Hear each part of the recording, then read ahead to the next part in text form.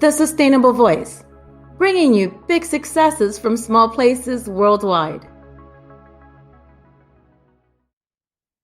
Greetings, everybody. Welcome back to Sustainable Voice. This is Ashish Sangrachka, your host.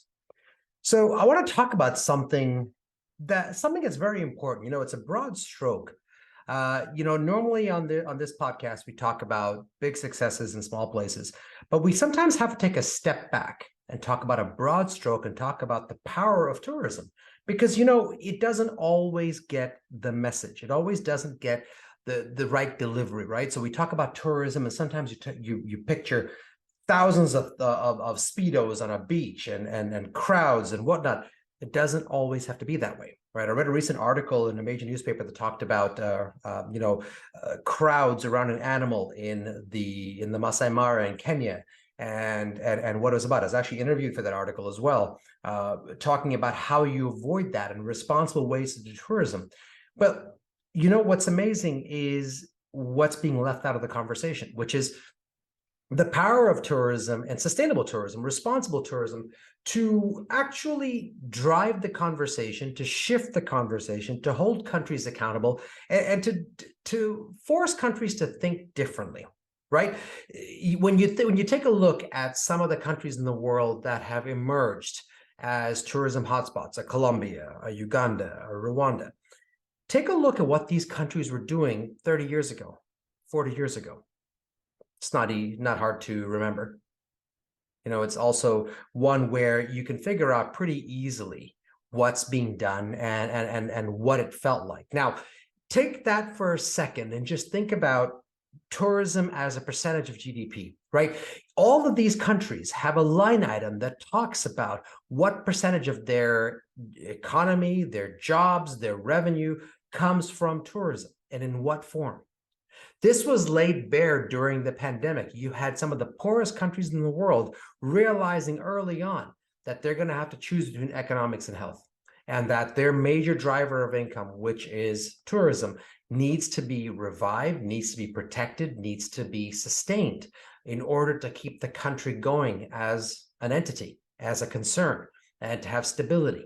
Right. So we talk about that as part of the equation, right? In terms of the fact that it's got to be a percentage of GDP. Now, I would argue that tourism done right, when it makes up 10% or more of a country's GDP, there is a specific correlation to economic stability, to political stability. I would even argue that there's a change in the people. Now, I saw this firsthand traveling through different countries and different parts of the world. I saw it firsthand when I was actually traveling into a remote part of Colombia. I saw it firsthand traveling in the remote part of Peru in the Illescas Peninsula. I saw it firsthand when I was actually traveling through a really remote part of Kenya. You start thinking about all these areas where they're not part of the major epicenter. They're not part of the major tourism infrastructure, but yet they want to be. That's what we're going to talk about today, okay? That's something that I think is really important. It's what we're going to actually dive into and focus on. Now, let's take a step back and let's talk about what's happening in current events. Obviously, we're talking about Peru, and we're talking about just what's happening in the country and what's in the current events, right? So as you're listening to this podcast, you're obviously facing and reading the headlines and seeing what's happening there. Let's think about that for a second. Oftentimes, when we see a country going through unrest, the first question that comes to mind is, don't they know that they need tourism to survive? Don't they know? Why are they doing this? What's wrong with them? I've asked that question myself several times. But then I have to remember that there are several parts, 4 parts to be exact, of how tourism transforms a country. Let's start with part 1. Part 1 is it's a journey. It has to be a journey. When you look at some of the places that are emerging, that are what the World Bank calls fragile economies, it's a phrase they coined during the pandemic more than any other, but they're considered fragile economies. When you look at these economies, take a South Africa, for example, pre-apartheid and post-apartheid, what that looked like. Take a look at India. Take a look at Vietnam, at Cambodia, at Japan, at China, at Peru. It's a journey. It starts at one spot. Some countries are going through this journey. Some countries go through it repeatedly, but it starts at a spot, and it starts at a period of instability. It starts at a period of civil disturbance, failed state, you name it. Take a look at Venezuela. Look at where we are. Look at where that country is. But there's a shift that's starting to happen very slowly. So it's a journey, and it has to start somewhere. In the case of Peru, because it's in the news, that may have started when Fujimori left office. It may have started before. It definitely started when Peru was declared a UNESCO World Heritage Site, or Machu Picchu, excuse me, was declared a World Heritage Site. It definitely started there. Now, go forward from there. Again, as I mentioned to you, some of these countries go through this journey repeatedly. In the case of Peru, they've had 10 presidents over the last 20 years, possibly 11 coming up soon. So there's a shift that's occurring. But we have to remember, this journey didn't start 200 years ago, 300 years ago. Sometimes this journey starts 30 years ago, 40 years ago, 70 years ago.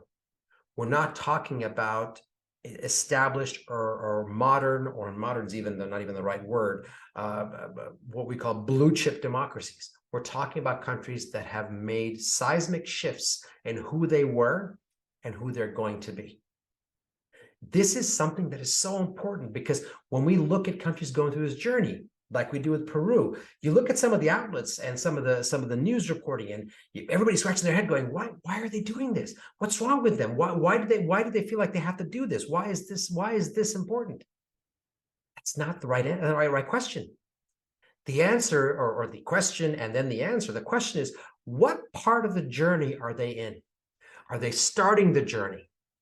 Have they gone onto a new road in that journey? Have they actually built a new path in that journey? Has the journey taken a different turn? Where are they heading? Why are they heading that way? And where does tourism come into play? Right? Sometimes these are questions that are asked even in more established countries. Right? I mean, I can't go down the street here in the US without having a political conversation with every 10th person. It's not about who's right and who's wrong. It's still part of the journey. So here we are, how many hundreds of years later, still going through a journey. So if we're still going through it, we have to expect these countries to go through it. So that's the first part, is that tourism has to be part of that journey. Now, I say it has to, because of the fact that when you strip away everything else in a country, when you strip away the means of revenue, whether it's oil, whether it's precious minerals, whether it's water, whether it's stone, whether it's gold, diamonds, whatever the case may be, strip all that away. What is every country left with? Human capital. It's left with human capital, which is its most powerful offering, its most powerful export, its most powerful asset, its most powerful message to the world. This is who we are. This is our background. This is our heritage. This is our culture. It's a huge part of what their message is. So that journey is about stripping away everything that produces for that country. Strip away everything from oil to precious minerals to everything else. Strip away everything. I'm not saying don't count it. I'm saying strip it away. Even strip away tourism. The common thread between all of that, right or wrong, is human capital. Now, human capital can be used and manipulated in the case of mining for mercury, or it can be put to good use in the form of tourism to showcase the country's heritage. You know, you ever sit down and talk to a friend and you get one of these "where were you when" stories, or "I remember when" story, and it was something that was a landmark, and it was part of that country's history, or part of your family's history, or part of your neighborhood's history, or part of your political history. I remember when. I was doing this when.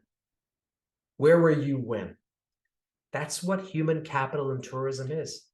It's an entire story of, here is my country and I remember when. I remember when the pyramids were first opened.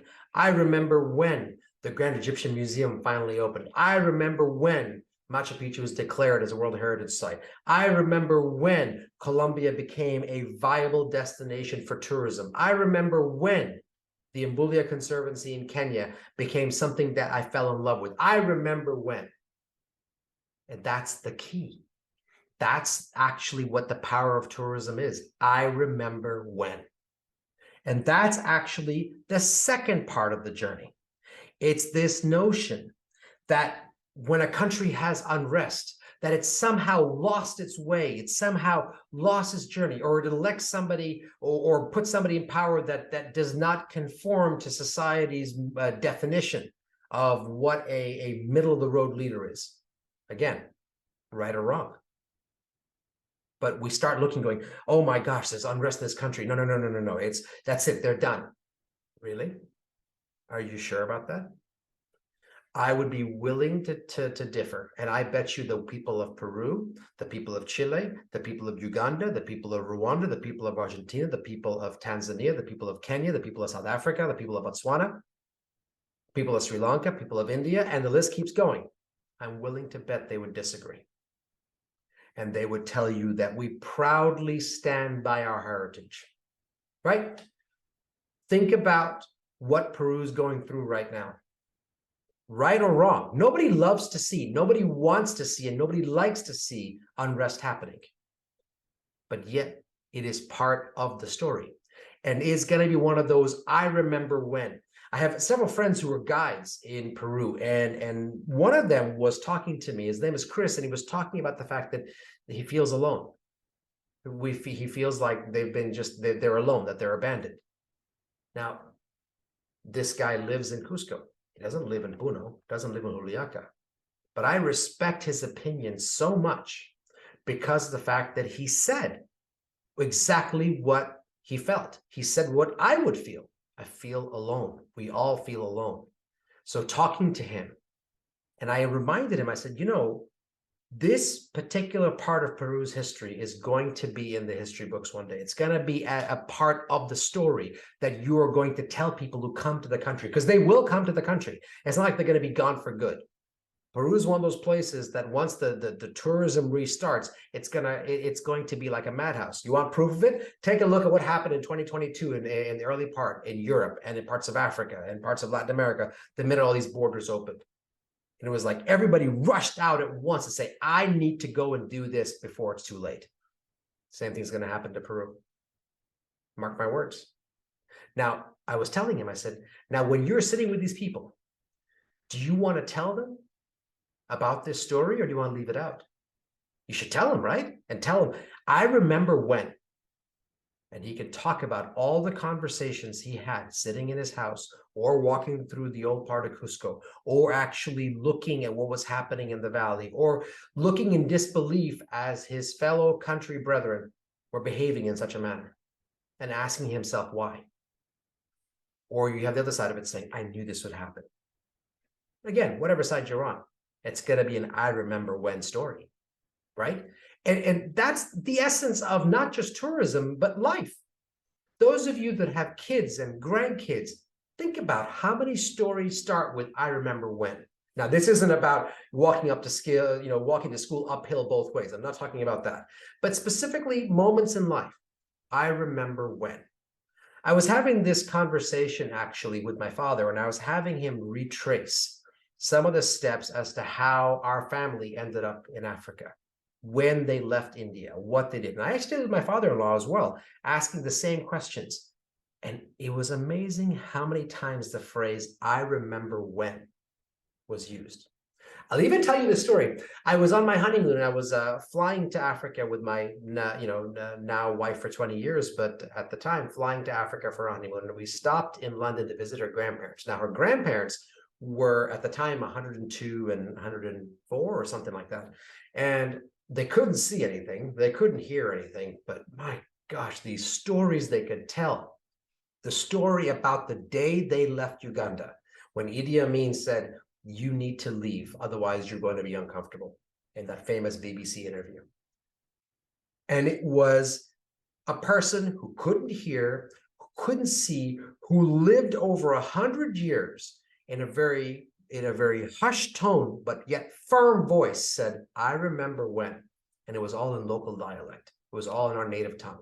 And telling this story about how they left Uganda, what it was like. And here we are. It was a movie made after Idi Amin and that whole plight. It's in the history books. It's all over. That's what I'm talking about. That's what tourism does. It serves as a conduit for I remember when. It serves as a conduit for anybody who will listen and anybody who's willing to talk to say, I remember when. And that I remember when is no longer going to include just when Machu Picchu was declared a UNESCO World Heritage Site. It's not going to include just when Fujimori left office. It's not going to include just when the Constitution was ratified. It's not going to include just when the last elections happened. It's going to include now what's been happening over the last few months and what they were doing, because this is part of modern society. And there's no way to refute it, where you can have one country reporting one thing and something else reporting something else. What's happening in Peru is being reported all over the world, whether it's the BBC, whether it's the New York Times, whether it's TV stations in Asia, they're all reporting it. So which means there's a common consensus. And it's funny, whenever I see these articles, I actually share them with my friends in Peru and I say, hey, take a look at this. And I'm expecting them to come back and say, that's not accurate. This is what's really happening. And what I get instead is, that's pretty accurate. That's actually what's happening. That's right on point. So the second part of this is the fact that whatever's happening in that country, whether it's unrest, whether it's a dictator, whether it's a civil war, whatever is happening, it's an I remember when moment. Don't believe me? How many of you remember when Serbia and Milosevic and all that horrific events that were occurring in that then country, in that territory, and what was happening there? A lot of people still don't know the full story. Look at it today. Look at what's there. Think about that. Think about that one element of it. It's a huge part of it. Talk to anybody who's from there. I remember when. I never forget. I was doing actually some work for my grad program, and it was a group project that we were doing on a startup, and one of the members had just left Ukraine, and her father was still there, but she had moved to a different part. I think she was in Poland, if I'm not mistaken, and she was talking about Ukraine. And sure, long and behold, I asked her. I said, "Wow, tell me about where you're from. Tell me about what's happening." And then I said, "Tell me about your father." And boom, that's what had happened. I remember when. It was the most powerful story I've ever heard. No tears, no feeling sorry, no self-pity. It was, I remember when.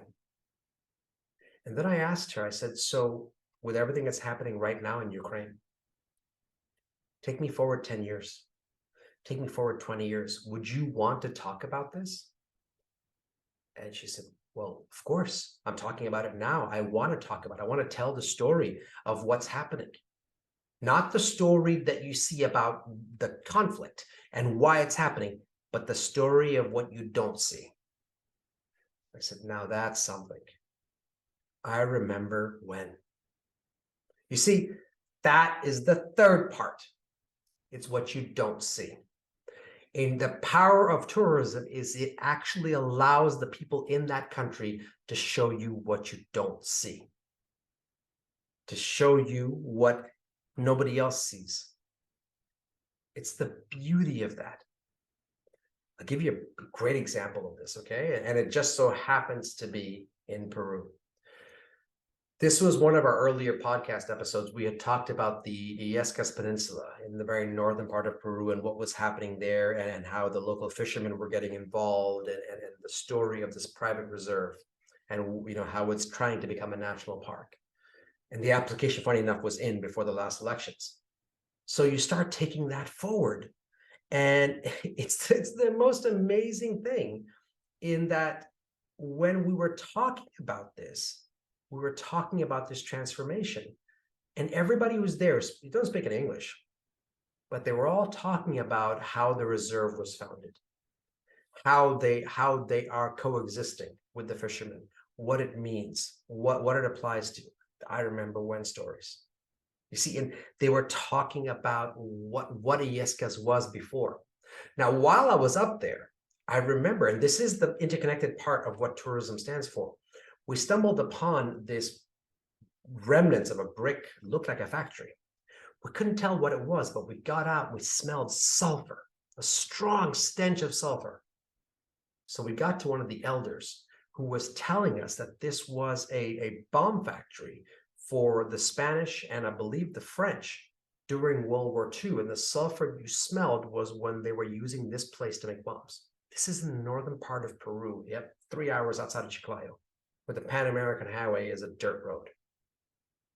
That's my I remember when story. I was there. I got to see what the remnants were, and I can count on one hand how many people even know this place exists. That's the beauty of it. You see, that's this part of it. The fact that you're able to talk about what you don't see. Now, I was up there to this peninsula specifically to go and see this little area where that's a hotspot for kite surfing, and this little area where several different species of sea lions and birds migrate from the Galapagos to this part of Peru. And I got to see all of that. So that's what I was there for. It's what I saw. That factory is what I didn't see.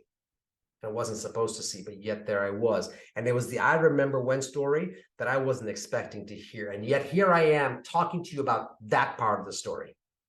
The I remember when story that I wasn't expecting to hear.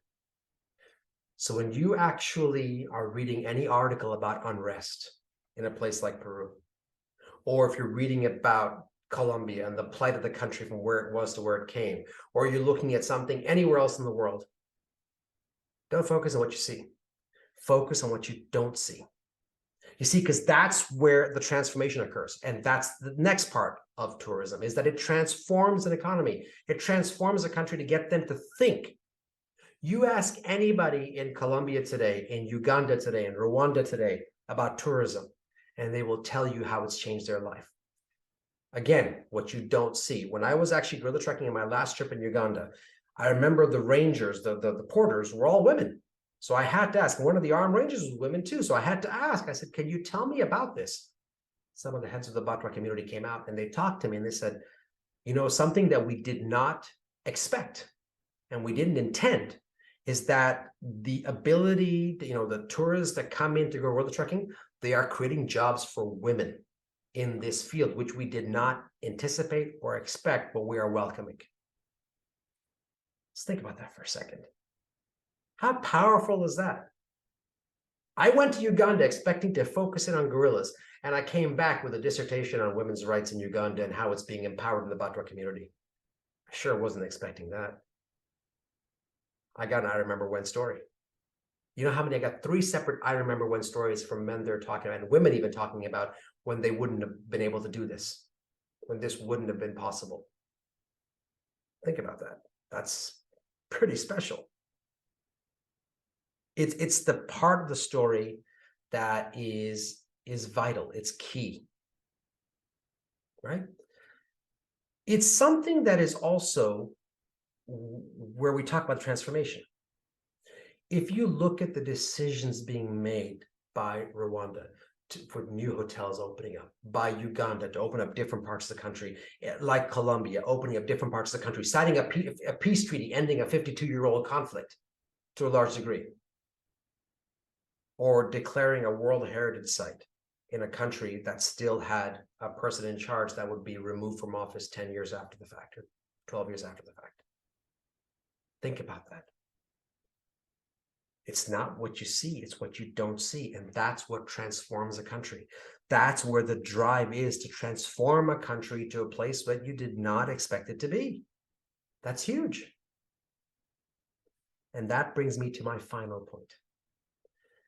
If you were to set back and look at tourism as a percentage of GDP, and I look at tourism as a loose term, because the one thing that has been very, very clear during the pandemic and even now is that tourism is not calculated properly. The aggregate contribution to an economy is not calculated properly by these governments. They are not looking at the complete contribution that a country makes, or that tourism makes to their economy. It's not just international arrivals. It's new construction of hotels. It's auto sales, it's food, it's fuel, it's every aspect of the economy touched by one driver. Take that all into account and be able to calculate a rough estimate. Now, I've done that for several countries just because I was bored, I guess. I don't know. But as I went through and I did this, I actually thought about the fact that, on average, when tourism makes up at least 10% of a country's GDP, the total aggregate, the total contribution, there is a correlation. Tourism today, according to the Tourist Board, is the second largest export out of Colombia behind only oil. It's even ahead of coffee. Cusco region in Peru, so that's Cusco, Machu Picchu, Second Valley, 97% tourism reliant. 97%. Think about that. Almost every job is tourism dependent. 9 out of 10, and even more, almost 10 out of 10. So almost every job is tourism derived. Now, I saw this firsthand when I was actually in Peru in 2021, where I saw these women's communities that were turning into poverty alleviation projects because there was no food. And now they're getting back to actually being part of the equation. So when we talk about the percentage of GDP, part of that equation is having everybody having a seat at the table, local community members, parts of the government, the actual contributors to tourism, meaning tour companies and whatnot. I remember I talked to a friend in Kenya just this few weeks ago, that New York Times article I was talking about that actually talked about all these cheetah that came around, these vehicles that came around this cheetah, and it was obnoxious, this video. They were honking at each other. These vehicles were, as this one cheetah had this kill in the middle. They were upsetting the entire ecosystem and the entire environment to which seeing animals in the wild is about. I remember talking to a friend in Kenya that is connected to the Tourism Federation and the government. His message was very powerful. He said, "We've seen the article." Because I asked him, I said, "Can I share this to you?" He goes, "No, we've seen this article." He goes, and his exact words were, "We are mortified and we are embarrassed." And that's that last part. When tourism makes up at least 10% of our country's GDP, there's accountability. There's a level of accountability that when the international community sees something being done wrong, there's a level of public shaming, but when you get past that, the country has to take ownership of what's happened. To have somebody like this, and I respect this person to the 20th degree, and even more, and this person is telling me, we're mortified, we're embarrassed, action is already being taken, you will see things change from this. And he said, "Thank you for loving our country. I wish more people behaved or believed the same thing." That's pretty powerful. So now whatever change comes out of this article and the accountability that comes with it, it's going to be an I remember when story. Somebody's going to be on safari talking to their guide, and the crowds aren't going to be around. And they're going to ask the guide, "Well, how come the other vehicles can't come here?" Well, I remember when, then the story goes. So it's what you don't see, right? And it's about the accountability. So when we talk about tourism as a broad stroke, and we talk on this podcast about big successes in small places, the one thing we haven't touched on, which I want to touch on today, is just that. All those points and accountability. The fact that tourism gets to have governments held accountable. Sustainable tourism gets to have governments held accountable. You want proof? Take a look at Mexico. Take a look at Jamaica. Take a look at Nicaragua. Take a look at Guatemala. Take a look at what's happening in parts of Asia. Take a look at Western Africa. Western Africa is transforming because of all the history. It is transforming into a place for tourism where one never existed before. That's not to say that the history and the desire and the appeal wasn't there. It's the infrastructure. It's the stories. It's the accountability. It's the dimension that just wasn't there. Now, they're going to start their journey as well. And I'm sure their journey is going to have similar bumps, but it involves a journey. So as you read the media and you see what's happening in various countries with unrest, please don't judge. Instead, think about where in the journey they are. Think about why it's happening. Don't judge them as to what they're doing. because that could easily be any of us. Anything that's happening in these countries could happen in any of our countries. It could happen in the established economies and the established democracies very easily. But just think about that for a second, and just think about where in their journey they are, whether they're just starting out, whether they're forging a new path, whether it's a second chapter, third chapter, fourth verse, fifth verse, 20th chapter, or are they writing a whole new book? Have they shifted who they are, right? This is where we are as a society. This is what we have to do. So if you're listening to this and thinking right now, what do I need to do? Nothing you need to do. It's what you need to think. And the way to think is just this. Don't judge. Just figure out where they are on the journey and then join them. Follow the journey. Talk to people that are there. Ask them this. And then when the journey is over and the next chapter is started, ask, hey, do you remember when? And let them tell you the story. Until next time, thanks for tuning in. Thank you for listening to The Sustainable Voice. If you have a success story of your own, please reach out and share it with us. Would love to hear from you. See you next time.